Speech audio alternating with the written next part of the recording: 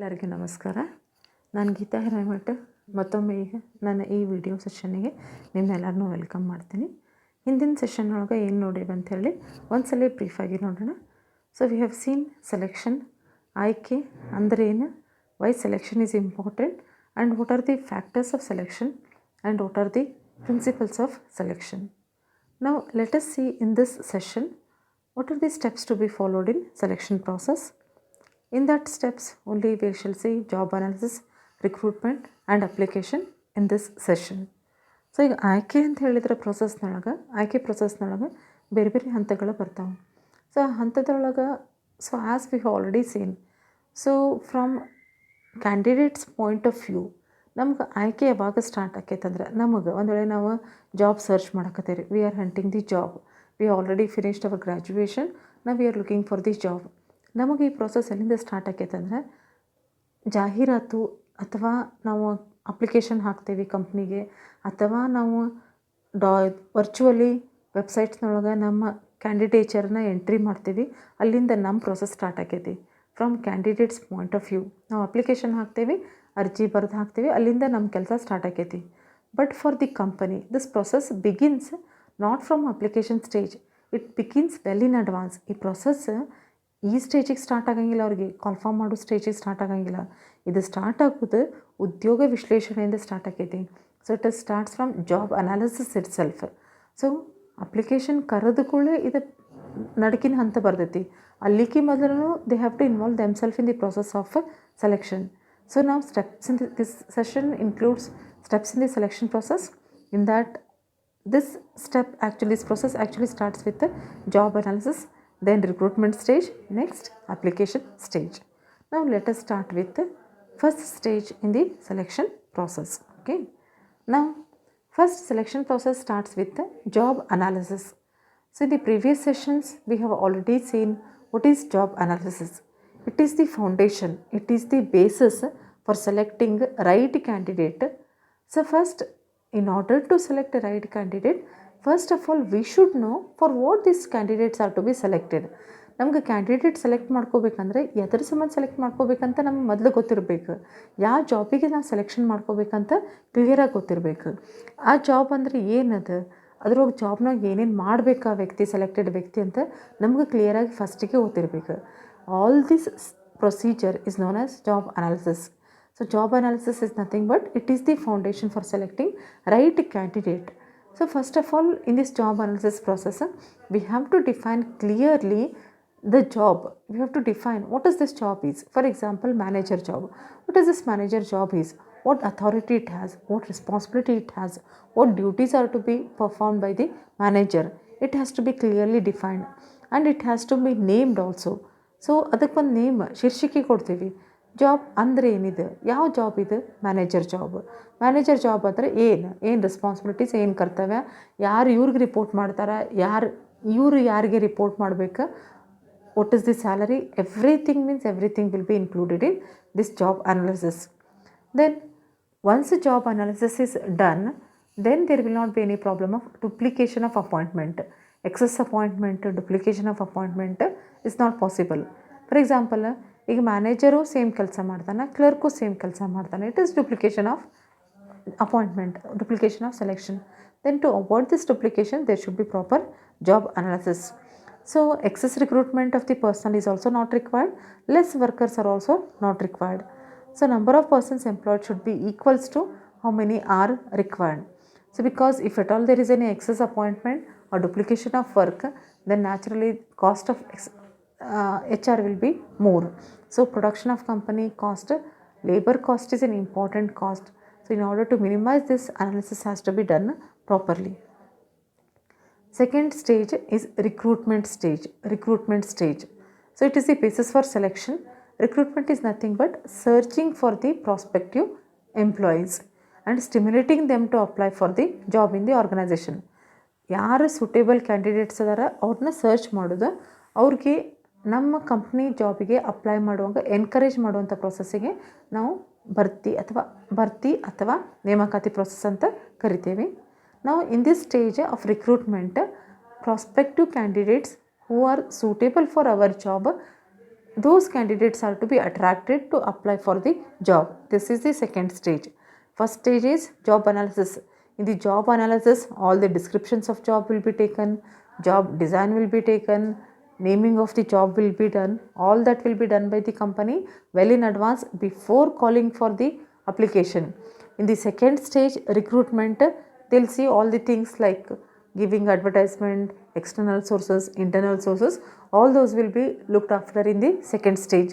Whether to go for internal sources or is it we have to go for external sources, that will be considered in the second stage. Now the most important third stage is application stage. Now in this stage, candidates who are interested to apply for the job, how they have to apply application, whether it is their own handwritten application or whether it is their own format or is standard format they have to give the application. Like this information will all decisions will be taken in the application. So ನಾವು ನಿಮಗೆ application ಸ್ಟೇಜ್ನಾಗ ಹೇಳಬೇಕಂದ್ರೆ ಗೌರ್ಮೆಂಟದ procedure ಒಂದಿರ್ತೈತಿ, ಪ್ರೈವೇಟದ procedure ಒಂದಿರ್ತೈತಿ. ಪ್ರೈವೇಟ್ನಾಗ possibilities ಅದಾವೆ, ಅವ್ರು ನೀವು type ಮಾಡಿ application ಕಳಿಸ್ಬಹುದು, ಇದು private possibilities ಅದಾವೆ. But in case of government fixed format ಇರ್ತಾವೆ. ನೀವು ಈಗ ಈ ಸ್ಟೇಜಿಗೆ ಬಂದಾಗ ನೀವು ಪ್ರಾಕ್ಟಿಕಲಾಗಿ ಏನು ಮಾಡಬೇಕಂದ್ರೆ ಅಪ್ಲಿಕೇಶನ್ ಫಾರ್ಮ್ಯಾಟ್ಸನ್ನು ನೀವೇ ವೆರಿಫೈ ಮಾಡಿರಿ. ಗೌರ್ಮೆಂಟ್ ಕಾಲ್ ಫಾರ್ಮ್ ಮಾಡಿದಾಗ ಅವ್ರು ಹೇಳ್ತಾರೆ visit website so as to download application ಅಂತ ಹೇಳಿರ್ತಾರೆ. ಗೌರ್ಮೆಂಟ್ ಇನ್ಸ್ಟಿಟ್ಯೂಟ್ಸ್ ಆಗಿರ್ಬೋದು ಅಥವಾ ಪಬ್ಲಿಕ್ ಅಂಡರ್ಟೇಕಿಂಗ್ಸ್ ಆಗಿರ್ಬೋದು, ಅಲ್ಲಿ ನೀವು ಅಪ್ಲಿಕೇಶನ್ಸ್ ಡೌನ್ಲೋಡ್ ಮಾಡ್ಕೊಂಡು ನೋಡಿರಿ ಯಾವ ರೀತಿಯಿಂದ ಅಪ್ಲಿಕೇಶನ್ಸ್ ಇರ್ತಾವಂತೆ.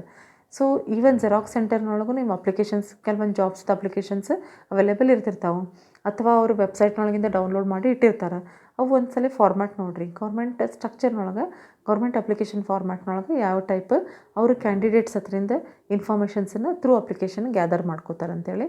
ಈವನ್ ಪ್ರೈವೇಟ್ನೊಳಗೂ ಯಾವ ಟೈಪ್ ಅಪ್ಲಿಕೇಶನ್ಸ್ ಇನ್ವೈಟ್ ಮಾಡ್ತಾರಂತೆ ಒಂದ್ಸಲ ಪ್ರೈವೇಟ್ನೊಳಗೂ ನೀವು ಜಸ್ಟ್ ಚೆಕ್ ಮಾಡಿರಿ ಯಾವ ಟೈಪ್ ಅಪ್ಲಿಕೇಶನ್ಸನ್ನು ಇನ್ವೈಟ್ ಮಾಡ್ತಾರೆ ಅಂತ ಹೇಳ್ಕೊಂಡು.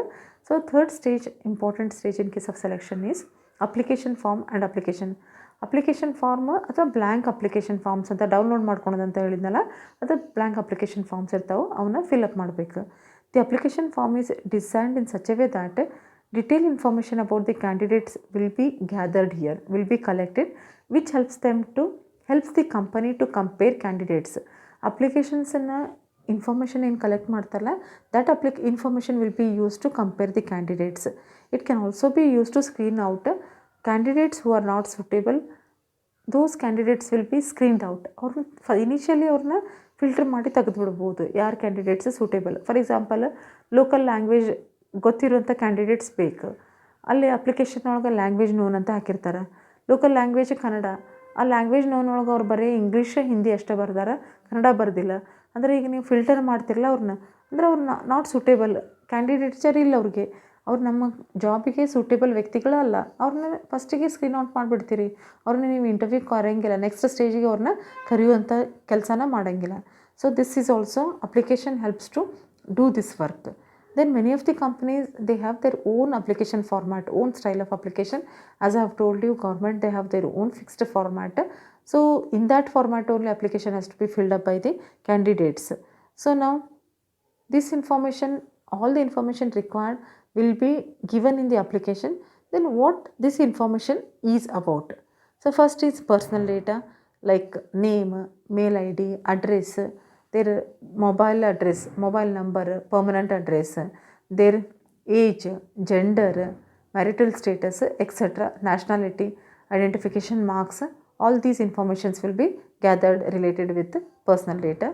Then educational qualifications like what qualification they have, or the degree ಅಥವಾ diploma, year of passing, percentage, all these informations will be taken here.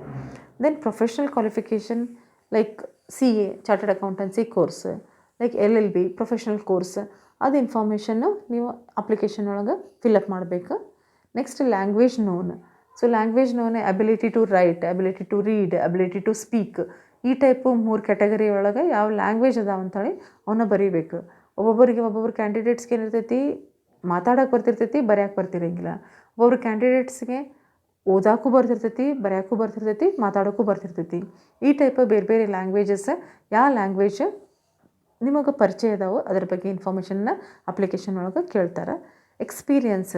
So ಅವರು ಎಂಪ್ಲಾಯೀಸ್ಗೆ ಏನು ಕೇಳ್ತಾರೆ ಅಂದರೆ ಪ್ರೀವಿಯಸ್ ಎಕ್ಸ್ಪೀರಿಯನ್ಸ್ ಅನುಭವ ಐತಿ, ಪ್ರೀವಿಯಸ್ ಎಕ್ಸ್ಪೀರಿಯನ್ಸ್ ಇದ್ದರೆ name of the companies where they have worked along with the position they have to mention. Now private companies even they ask for what salary they were taking in the previous company, and sometimes they ask what are the reasons for quitting the job. ಇದು ಎಲ್ಲ information application ಒಳಗೆ ಕರೀತಾರೆ, reasons for living the job, ಎದಕ್ಕೆ ಬಿಟ್ರವ್ರು ಅಂತೇಳಿ.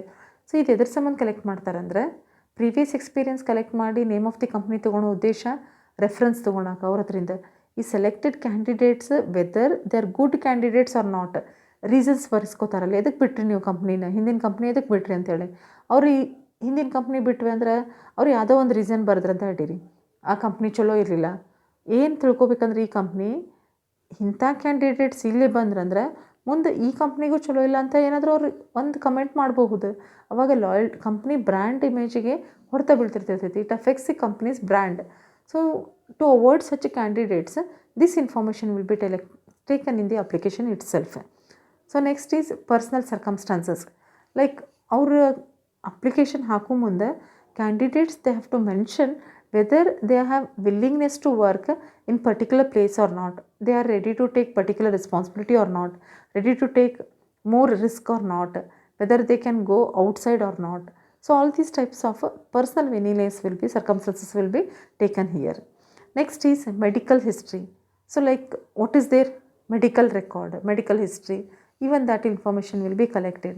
ಇದಕ್ಕೆ ಅರ್ಜಿಯೊಳಗೆ ಇದು medical history collect ಮಾಡಬೇಕಂದ್ರೆ so while giving application it self candidates can declare themself that physically they are fit for the job, emotionally they are fit for the job.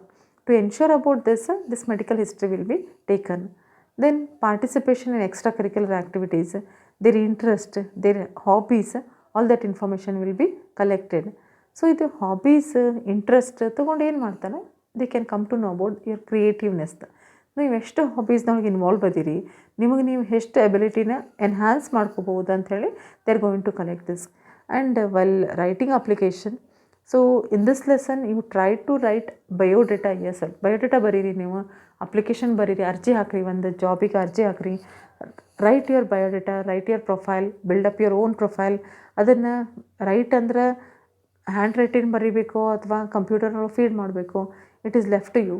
Once you take the data, once you have the data about your own profile, then you can come to know where you are suitable.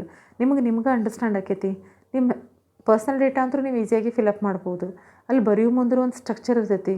ಹಂಗೆ ನಾವು personal data ಬರೆಯೋ ಮುಂದೆ ಎಲ್ಲನೂ ಬರಿತೇವೆ, that is also not required.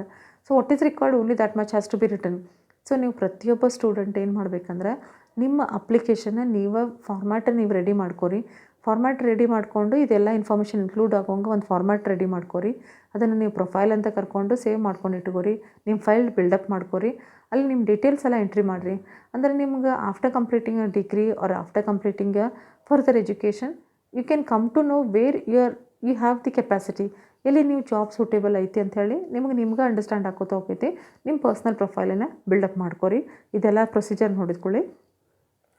So ನಾವು if at all applicant want to declare something else other than this, even that can be mentioned here.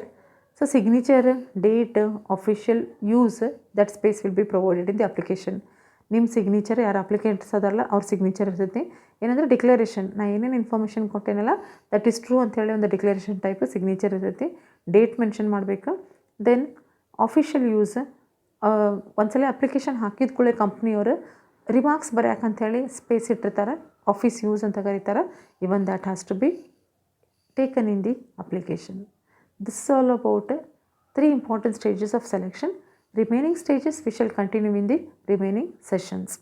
ಎಲ್ಲರೂ understand ಮಾಡ್ಕೊರಿ. ಆಮೇಲೆ ಪ್ರಾಕ್ಟಿಕಲಾಗಿ ನಿಮಗೆ ನೀವು ಈ ಸೆಲೆಕ್ಷನ್ ಸ್ಟೇಜಸನ್ನು ಎಕ್ಸ್ಪೋಸ್ ಮಾಡ್ಕೊರಿ. ಅಪ್ಲಿಕೇಶನ್ಸ್ ಬರೀರಿ. ಅಪ್ಲಿಕೇಶನ್ಸ್ ಬರೆದು ನಿಮ್ಮ ಪ್ರೊಫೈಲ್ ಪೂರ್ತಿ ಬಿಲ್ಡಪ್ ಮಾಡ್ಕೊರಿ. ಅಪ್ಲಿಕೇಶನ್ ಬರೆಯುವಾಗ ನೀವೇನು ಮಿಸ್ಟೇಕ್ಸ್ ಮಾಡ್ತೀರಂತ ನೋಡ್ರಿ. ಯಾಕಂದ್ರೆ ಒಂದು ಫಾರ್ಮ್ಯಾಟ್ ಫಾಲೋ ಮಾಡ್ತೀವಿ. ಸೊ ಪಾಸಿಬಿಲಿಟೀಸ್ ಅದಾವೆ. ಸ್ಟೂಡೆಂಟ್ಸ್ ಇರೋ ಸಂಬಂಧ ನಿಮ್ಗೆ ಈ ಫಾರ್ಮ್ಯಾಟ್ ಪರ್ಫೆಕ್ಟ್ ಅಂಡರ್ಸ್ಟ್ಯಾಂಡ್ ಮಾಡ್ಕೊಳೋದು ಭಾಳ ಇಂಪಾರ್ಟೆಂಟ್. ಫಸ್ಟ್ ನೀವು ಹಾಬೀಸ್ ಬರೆಯುವಾಗ ಫಾರ್ ಎಕ್ಸಾಂಪಲ್ ಹಾಬೀಸ್ ಅಂದ್ಕೊಳ್ಳಿ ನಾವೇನು ಭಾಳ ಇನ್ಫಾರ್ಮಲ್ ಆಗಿ ಹಾಬೀಸ್ ಬರಿತೀವಿ. ದ್ಯಾಟ್ ಟೈಪ್ ಆಫ್ ಇನ್ಫಾರ್ಮಲ್ ಅನೌಪಚಾರಿಕವಾಗಿ ಬರಿತೀವಿ.